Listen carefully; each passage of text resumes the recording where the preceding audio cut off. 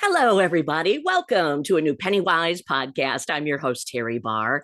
And as always, we are so happy to have you joining us for these, what we kind of call little nuggets of information to help you deal with your money, whether you're trying to save, get a little bit of control of your budget, whatever the case may be. PennyWise podcast is here for you. But the question for today and our topic is, do you actually have or do you use any store credit cards? And if you're wondering, why are we talking about this today? Holiday shopping season is on. And believe it or not, there are some good cards and there are some bad ones out there. So, here to talk with us and to try to explain the difference with some pros and cons on these store credit cards, happy to welcome in Melissa Lambarena. Melissa is a credit card expert with NerdWallet. Thanks, Melissa, for joining us. Thank you for having me. It's a pleasure to be here. Oh, it's great to see you again. And, I guess with the holiday shopping season, especially this year, we've got inflation and people watching their budgets. But these store shopping cards, they can be very attractive. And you can also feel a little pressure to get it. I'm going to ask you right off the bat, is this something you should really kind of back up for a minute and take time to think about before you sign up for one?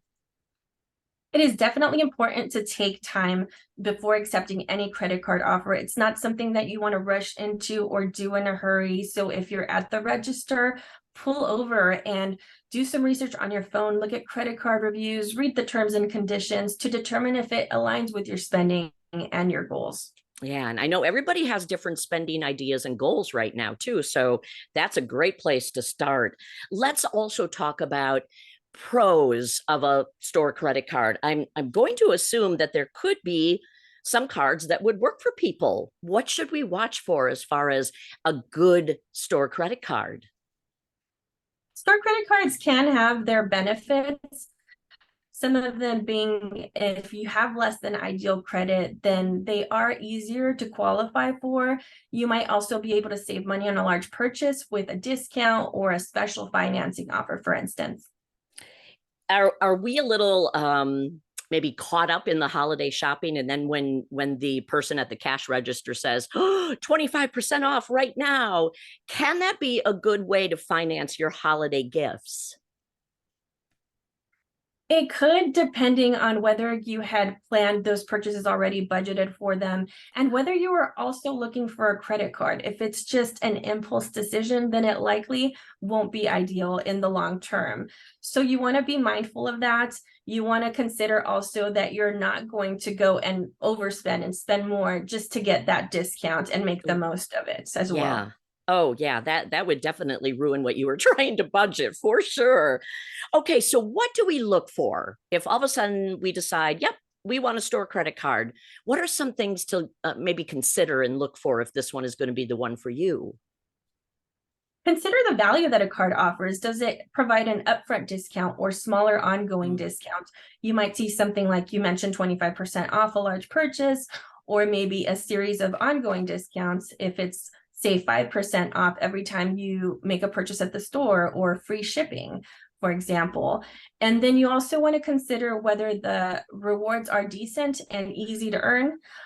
Some store credit cards may offer rewards that maybe are worth less than a cent a piece. So you want to be aware of what your rewards will offer with that card. And then lastly, you want to make sure that the redemptions are easy. You don't want to have to jump through hoops to be able to redeem your rewards. And you also don't want them to expire quickly. So rewards that don't expire at all or that take a long time to expire is ideal. Oh, these are great ideas. Thank you, Melissa.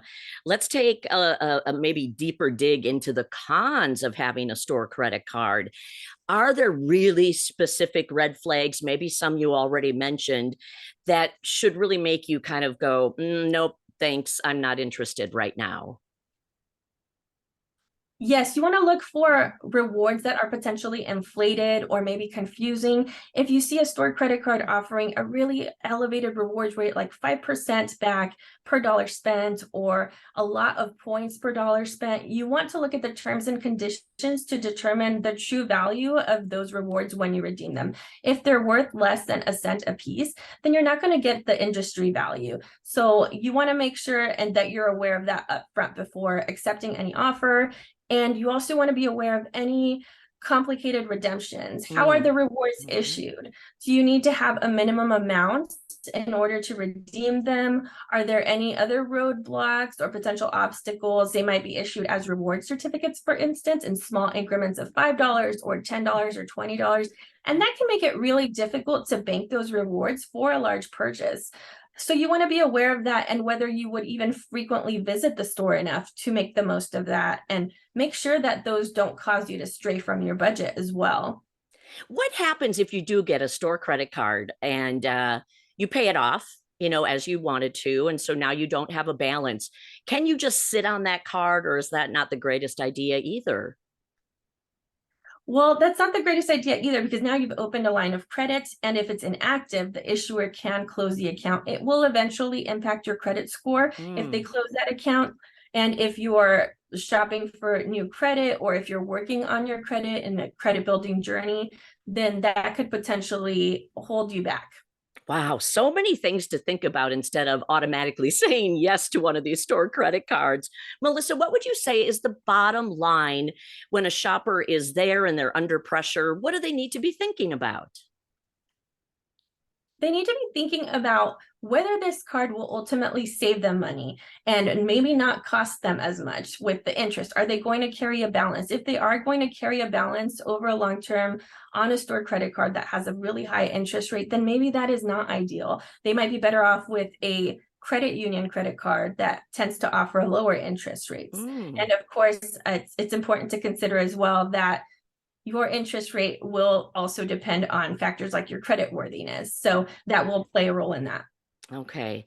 And again, you said it early in our conversation here. If you're pondering, but you don't want to be under pressure, just pull your card over. And I think it's okay these days to take a look on your phone, find some information. I see people do this, and I don't feel strange about them doing it. I think it's a good way to get educated. Yes, definitely. And even if you can't get all of your questions answered by doing that search, you can even call the issuer on the phone on the spot to ask any lingering questions. Oh, that's excellent. Okay. And I know we've been talking about this with specifications around the holiday shopping season, but Melissa, I think so many of these tips that you shared today can be used all year round. Just kind of pause and think about what Melissa shared with us today. Melissa, thank you so very much for your time. Of course, thank you for having me. Yeah. Again, everybody, that was Melissa Lambarena. She is a credit card expert with NerdWallet and just walked us through some really important things when it comes to your store credit cards. Thanks again, Melissa. I'm Teri Barr, and this is your PennyWise podcast. New episodes every single Thursday. Thanks for being here.